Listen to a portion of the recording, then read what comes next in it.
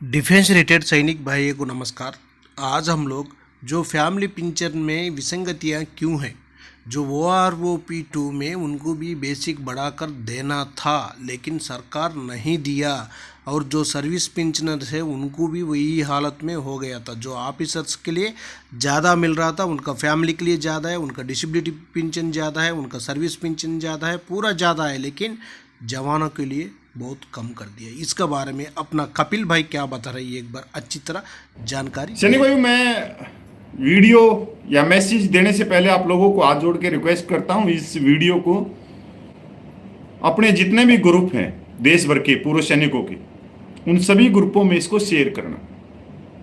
और शेयर करने का कारण मैं आज क्या है और क्यों कह रहा हूं, ये भी आप लोगों के सामने अभी कहूंगा या रखूंगा।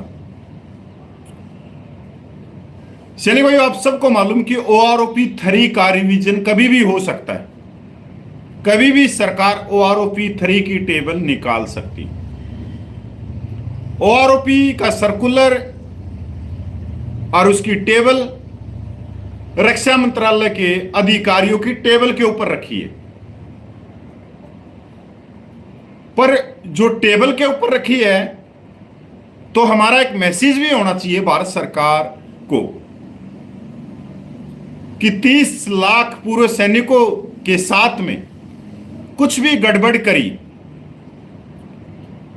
या उनकी पेंशन के अंदर विसंगति करी, उनकी विसंगतियां दूर नहीं करी या पूर्व सैनिकों का बनता हक नहीं दिया, तो 30 लाख पूर्व सैनिक चुपचाप नहीं बैठेंगे। वो दिल्ली आएंगे और हुंकार भरेंगे, और भरनी भी चाहिए, क्योंकि किसी से 30 लाख पूर्व सैनिक भीख नहीं मांग रहे। ये वो 30 लाख पूर्व सैनिक हैं जिन्होंने अपनी जिंदगी का एक हिस्सा इस देश की रक्षा करने के लिए जो बॉर्डरों पे खड़े हुए हैं, जो गोलियों के साए में खड़े हुए हैं,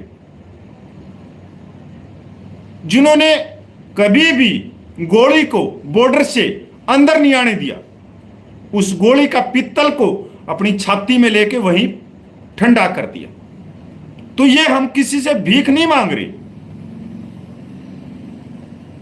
और आज हमारा एक दबाव जाना चाहिए सरकार के ऊपर कि बहुत हो गया। OROP 1 में, OROP 2 में जो आप लोगों ने 30 लाख पूर्व सैनिकों को छलाया है, कोसियारी कमेटी को पलट दिया है। जो कोसियारी कमेटी यह कह रही थी कि जो कम उम्र में रिटायरमेंट आते हैं उनकी आर्थिक स्थिति ठीक नहीं है, उनके छोटे छोटे बच्चे हैं, उनको अपने बच्चों की फीस भरनी पड़ती है, उनको अपने घर के लिए, खाने के लिए आटा लेके आना पड़ता है, हल्दी मिर्च लेके आनी पड़ती है, कपड़े लेके आने पड़ते, उनके साथ में ये दोयम दर्जे का व्यवहार क्यों? और दूसरी तरफ एक वर्ग को जो 58 साल की पूरी सर्विस करता है उसकी आप लोगों ने बल्ले बल्ले कर दी। आज अगर देखें, किसी TS कर्नल की 2006 के अंदर वो 14,600 रुपया पेंशन ले रहा था, आज वो 96,000 रुपया पेंशन ले रहा। 96,000, 50% DA, 47,000 से ऊपर वो, और पूर्व सैनिक वहीं की वहीं बैठे।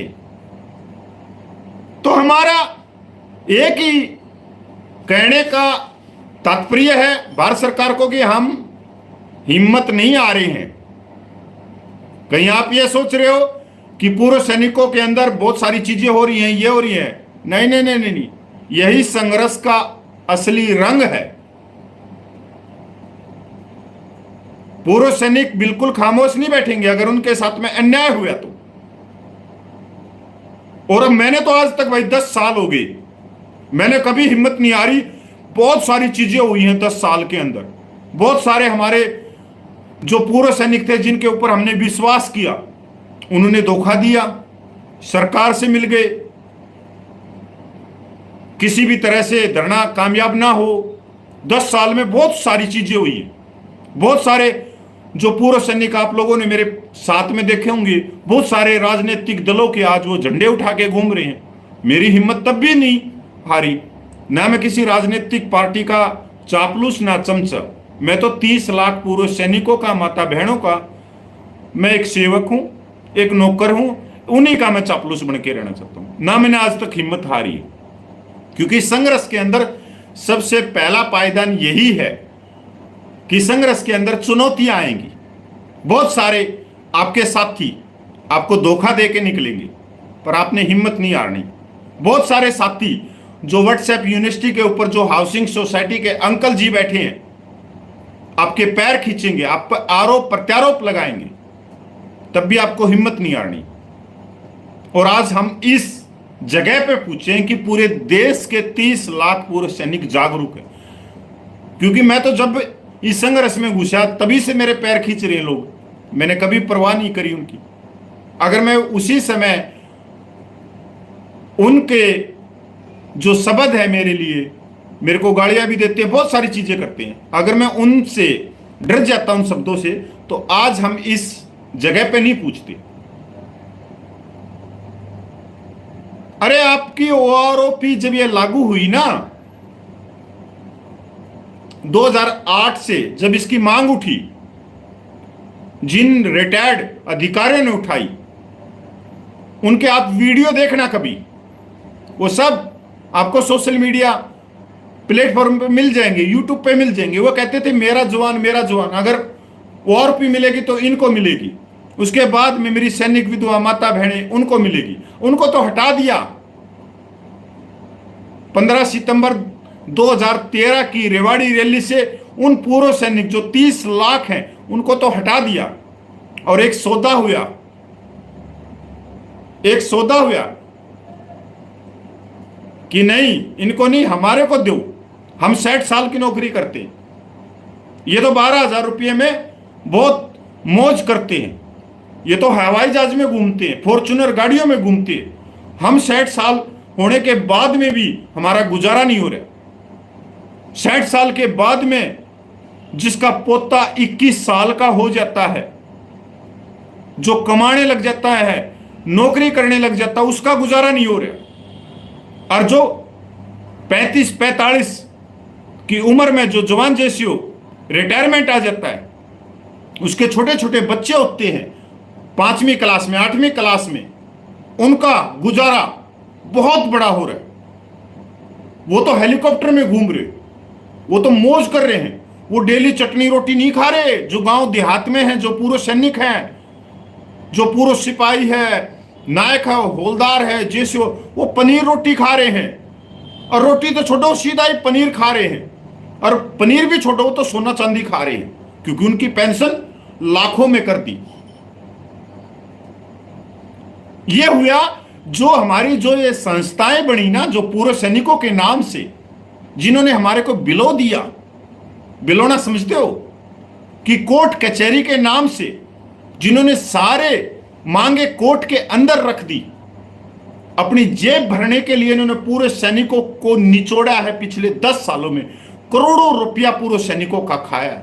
कभी बोलते हैं कम्यूटेशन को हम 11.5 साल में बंद करवा देंगे, कभी बोलते हैं 568 सर्कुलर है, उसका पैसा 2006 से पहले वालों को 3-3 लाख दिला देंगे, कभी बोलते हैं ऑनरेडी नायब सूबेदार की पेंशन हम लाखों में पहुंचा देंगे, कभी बोलते हैं मिलिट्री सर्विस पे 15,500 कर देंगे, कभी बोलते हैं एक्स ग्रुप को हम 6200 दिला देंगे। हमारे पास में आओ, हमारी दुकान अच्छी है, हमारी दुकान में एसी लगा है, पंखा चल रहा है, सब कुछ चल रहा है, आप आइए हमारी दुकान में, और हमारे को सिर्फ 5,000, 10,000, 15,000 रुपये दीजिए। ये दुकान खुली हुई थी। इन दुकानों पे ताला लगाने की कोशिश मैंने करी है, पर अभी मैं कामयाब नहीं हुआ इन दुकानों पे ताला लगाने के लिए, क्योंकि साथ नहीं मिले। पर ये दुकानों ने आप लोगों को लूटा है। 30 लाख पूर्व सैनिकों की जायज मांगों का गड़ा घोटा है।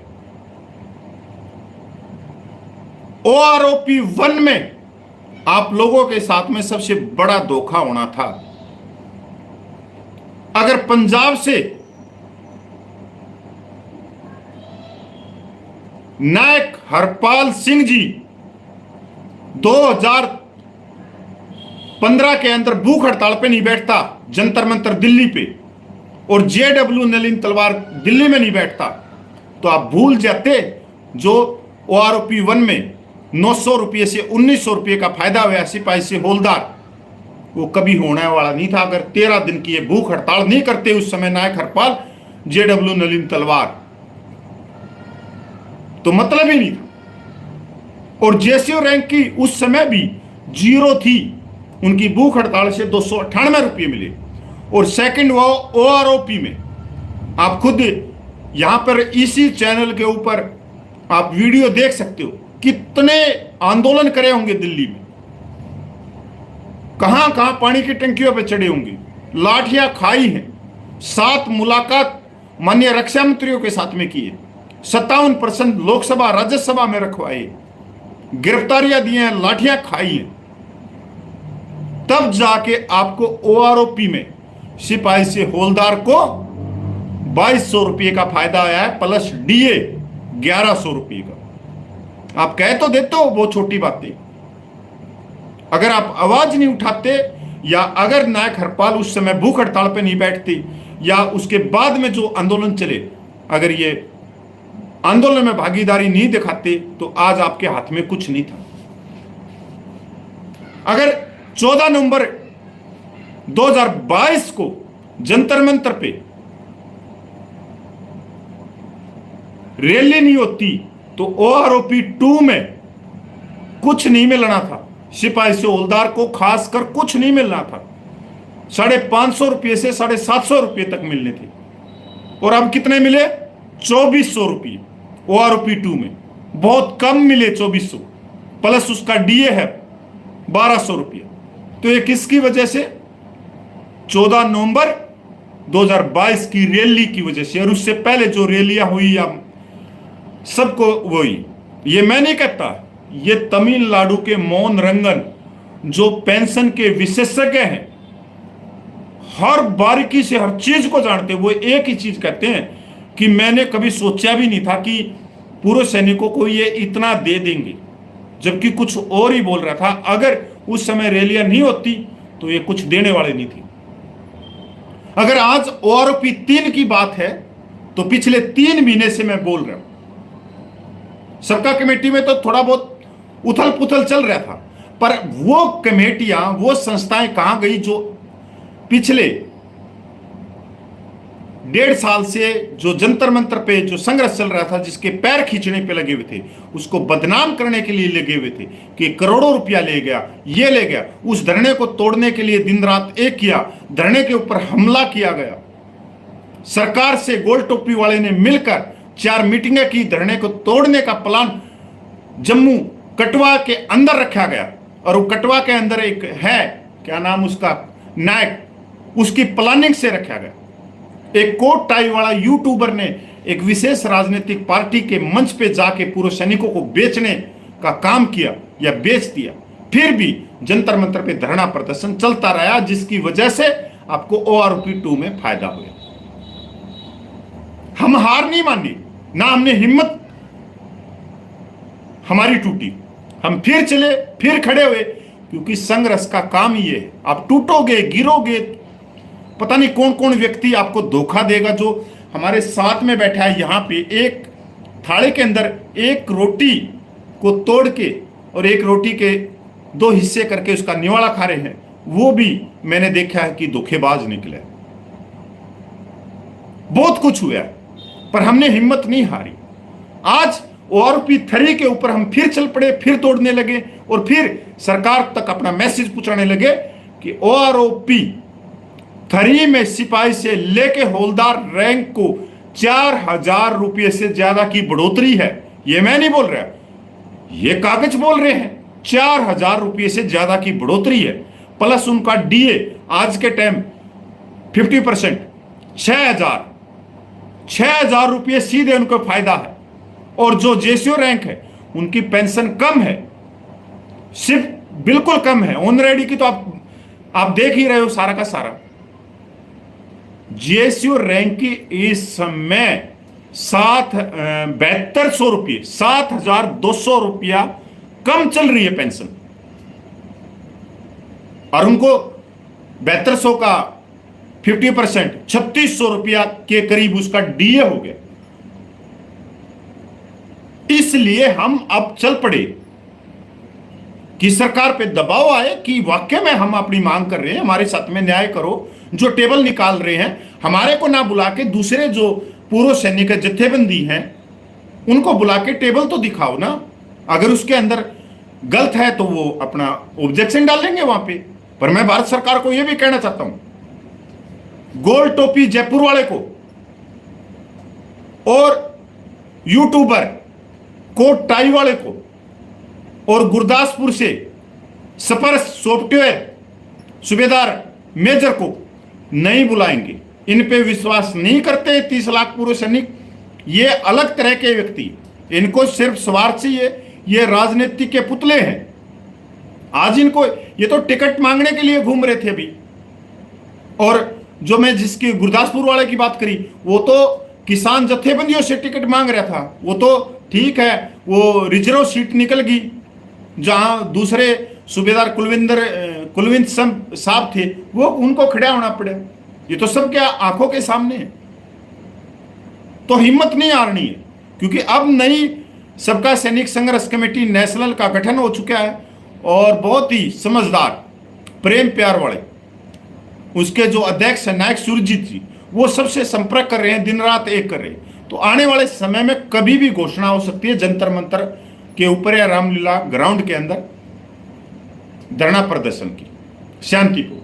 ORP 3 से पहले कोशिश करेंगे, नहीं तो ORP के 3 में भी होनी है, क्योंकि वो पंजाब के अंदर दिन रात एक ही हुए सभी जत्थेबंदियों के पास में जा रहे हैं। वहां पे छोटी छोटी मीटिंगें चल रही हैं और मीटिंगें करने के बाद वो दिल्ली आएंगे। तो हमने भाई देखो, हम तो यही कहते हैं सब पूरे देश से, मैं तो हाथ जोड़ के कहता हूं कि जो पंजाब के जो पूर्व सैनिक वाक्य में वो दिल के अमीर व्यक्ति जो दूसरों के लिए संघर्ष करना जानते हैं। और उन्होंने एक जोत जलाई थी 2008 में पूर्व सैनिकों को जगाने की। ये पंजाब के ही सैनिक थे। नायक हरपाल जी हैं, आज तो चलो उनका स्वास्थ्य ठीक नहीं है, पर ऐसा नहीं है कि नायक हरपाल जी को हम भूल सकते, नहीं। उनको तो पीढ़ियां याद रखेंगी, इतिहास याद रखेगा। स्वर्ण अक्षरों में उनका नाम है कि वही एक व्यक्ति था, या उनकी जो टीम थी तरनतार्ण की, जो 5-7 व्यक्तियों की, जिन्होंने पूरे देश को आज जगाया। 2008 कहाँ है और 2024 कहाँ है। पर आज नए अध्यक्ष हैं नायक सुरजीत जी, वो भी दिन रात उन्हीं चीजों से शिक्षा लेके जो चल रहे हैं। और जिस तरह का उनका आदेश था कि जल्द से जल्द मांग पत्र दे के आओ, उसके बाद में देखते हैं क्या करना है। तो भाई अब ये है कि हमने अपने हकों के लिए आवाज भरनी पड़ेगी। देखो, जो सैनिक विधवा माता बहनें हैं वो 12,500 रुपये में गुजारा कर रही है। अगर उनकी बढ़ोतरी 3,000 के करीब होती है तो 1,500 रुपये उनका डीए हो गया। अरे भाई, उनका तो गुजारा हो जाएगा। यही बात भारत सरकार तक पहुंचानी हमारा नैतिक कर्तव्य है। वो सैनिक विधवाएं कोई बाहर की नहीं है, वो हमारे परिवार की। आज हम जी रहे हैं, कल क्या पता भगवान कब हमारी डोर को काट देगा। डोर को काटने के बाद में हमारा परिवार भी उन्हीं में शामिल हो जाएगा। पर उनकी भी तो कोई चिंता करो ना। उनको क्या मालूम कहाँ हम अपनी आवाज उठाएं, कहाँ हम जाके अपने आंसू दिखाएं, रोएं, अपना दुख दिखाएं। उनको मालूम ही नहीं यार। वो गांव देहात की रहने वाली है, पहाड़ियों में रहने वाली है, रेगिस्तान की रहने वाली है, तो उनकी आवाज हम ही उठाएंगे। तो उठिए, खड़े होइए, हिम्मत मत तोड़िए, क्योंकि बार बार गिरेंगे, पड़ेंगे, टूटेंगे, फिर उठ के चल पड़ेंगे। ट्रेनिंग में नहीं सिखाया कि एक बार रस्सा नहीं चढ़ा जाता तो फिर उस्ताद क्या करता है, चढ़ जाते हैं फिर 2 महीने में, 3 महीने में। हर चीज थोड़ी होती है। वो घोड़ा कूदते हैं, नहीं कूदा जाता वो घोड़ा, पर 3-4 महीने के बाद में कूदने लग जाते हैं। बहुत रुकावटें आती हैं। ये सिर्फ हमारी एक ट्रेनिंग चल रही है संघर्ष की। इसमें बहुत सारे व्यक्ति आपके पैर खींचेंगे, सब कुछ खींचेंगे। मैं इसलिए आप लोगों को हौसला देता हूं कि 10 साल में बहुत सारे व्यक्ति आए, बहुत सारों ने हमारे को तोड़ा, निचोड़ा, गिराया, पर हमने अपनी हिम्मत नहीं हारी। हमारे कपड़े भी फटे हैं, बहुत सारों ने माँ बहन की गालियां भी दी हैं, कोई व्यक्ति थप्पड़ भी मार के चला गया, पर हमने अपनी हिम्मत नहीं हारी। यही संघर्ष है असली, और इसी संघर्ष से हमने आगे निकलना। कहीं आप ये सोचो। तो आज जब भी क्योंकि कुछ ही दिन में घोषणा हो सकती है जंतर मंतर या रामलीला ग्राउंड के अंदर धरना प्रदर्शन की। बस आप तैयार रहना। मैं फिर कहता हूं, ये मांगे आप लोगों की है, मेरे से आप मनमुटाव है या मेरे को आप कुछ कहना चाह रहे हो, मेरे को कहिए, बेसिक कहिए, पर आप मनमुटाव अपनी मांगों से मत रखना। आप मनमुटाव जो आपका जायज हक है उससे मत रखना। आपका जो जायज न्याय है उससे मनमुटाव मत रखना। अपने आत्मसम्मान के साथ में कभी मनमुटाव मत रखना। अपने स्वाभिमान के साथ में कभी मनमुटाव मत रखना।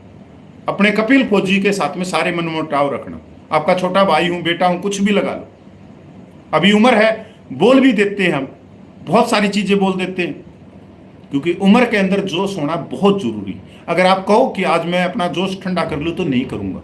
जब सफेद बाल आ जाएंगे तब मैं भी सरजी सरजी सरजी या सिरी सिरी लगाने शुरू कर दूंगा। पर अभी मेरी इतनी उम्र नहीं है कि मैं ज्यादा प्यार से बोलूं ना। अभी प्यार की मेरे को जरूरत है ही नहीं। तो मेरे को आज जो मेरी उम्र है या जो मेरी नैतिकता है, जो मेरे संस्कार है, उसके हिसाब से मेरे को बोलना चाहिए। और ऐसा बोलना चाहिए कि सबके कान खड़े हो जाए, सब अपने हकों के लिए खड़े हो जाएं, अपने आत्मसम्मान, अपने स्वाभिमान के लिए खड़े हो जाएं। और ये बोलने से ही होता, नहीं तो 21 साल की उम्र में कोई फांसी के फंदे को नहीं चूमता, क्योंकि जोश था, जुनून था शहीद आजम सरदार भगत सिंह में। नहीं तो 60-70 साल के कोई होता तो वो फांसी के फंदे को कैसे चूम लेता। आप आज भी देखते होंगे भारत मां की रक्षा करने के लिए सबसे ज्यादा कौन बलिदान देते हैं? जवान, जिनकी उम्र मतलब 18 साल से 25 साल के बीच में होगी। वो जुनून है, वो जोश है, क्योंकि वो मतलब कर सकता है हर चीज। उसको कुछ नहीं दिखाई देता, ना पीछे परिवार, ना आगे कुछ नहीं, बस उसको दिखती है भारत माता। तो वही चीज हमारे अंदर है। तो हमने उठना चाहिए, हिम्मत नहीं हारनी चाहिए। हम तो हारे नहीं भाई, तुम हार गए तो ठीक है। और मैं तो सभी जत्थेबंदियों को कहना चाहता हूँ, छोटी मोटी बातों को छोड़ के और आगे हुंकार भरो। और मैं तो उन जत्थेबंदियों को भी खासकर प्रार्थना करना चाहता हूँ, हाथ जोड़ के, कम से कम ऐसा एक काम तो करके जाओ जो परमात्मा तुम्हारे को माफ कर दे, क्योंकि तुमने सालों से पूर्व सैनिकों का पैसा चाय पकौड़ों में खाया। कम से कम एक नैतिकता के हिसाब से उनकी आवाज को उठा दो। खासकर ये लीग है या जितने भी जत्थेबंदी बनी हुई हैं, उनके अध्यक्षों को मैं फिर कहता हूं, एक नैतिकता का काम करके जाना। जब तुम 30 लाख पूर्व सैनिकों के लिए हुंकार भरो, परमात्मा तुम्हारे को स्वर्ग के दरवाजे खोल देगा। नहीं तो तुमने जो चाय पकोड़े खाने के लिए, जो सदस्य देने के लिए पूर्व सैनिकों को लूटा है, उनकी जेब काटी है, तो भाई भगवान ही जाने। फिर तो जय हिंद, वंदे मातरम, जय भारत।